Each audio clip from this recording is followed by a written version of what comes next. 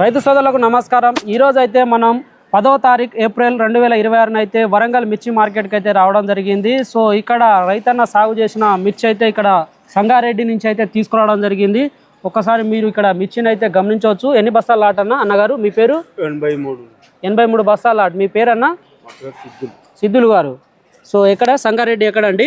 సంగారెడ్డి జిల్లా వస్తుంది, మున్పల్లి మండలం ఐలాపూర్। నువ్వు 86 బస్తాలు తీసుకొచ్చారు।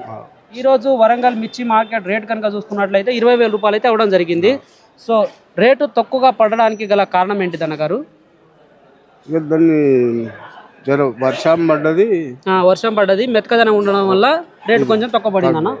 సో నమస్కారం అండి। ఇక్కడ అర్తిదారు గారు వనపర్తి రాజు గారు అయితే ఇక్కడ కమిషన్ కోట అన్నట్టు నాణ్యత లోపం వల్ల 17 అంటే నాణ్యత లోపం అంటే ఏంది? ఆరలేదా మిర్చి?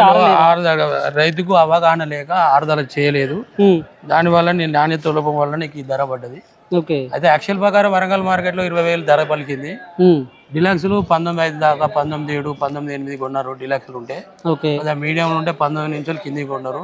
దీనికి ఎందుకు ఇట్లా పడ్డది అంటే దీని నాణ్యత లోపం బాగున్నది దీనికి, ఎందుకంటే రైతుకు అవగాహన లేక దీని యొక్క నాణ్యత లోపం వల్ల ఆధారపడ్డది। ఎన్నోమ్ల మా షాప్ పేరు ఆదిలక్ష్మి ట్రేడింగ్ కంపెనీ, నా పేరు వనపర్తి రాజు। నాకు ఈ మార్కెట్ అనుభవం 30 ఏళ్ళ అనుభవం ఉందండి।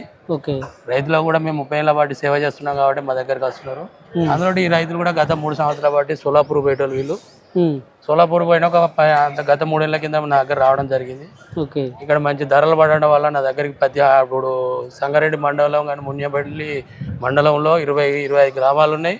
ఆ 25 గ్రామాలు కూడా నా దగ్గరికి వస్తాయండి, ఎందుకంటే రైతుకు ఆ రకంగా మేము ఇక్కడ సేవ చేస్తున్నాం। వాళ్ళ కూడా సోలాపూర్ కన్నా మా దగ్గర మంచిగా నడవడం వల్ల ఇక్కడికి రావడం జరుగుతుందండి।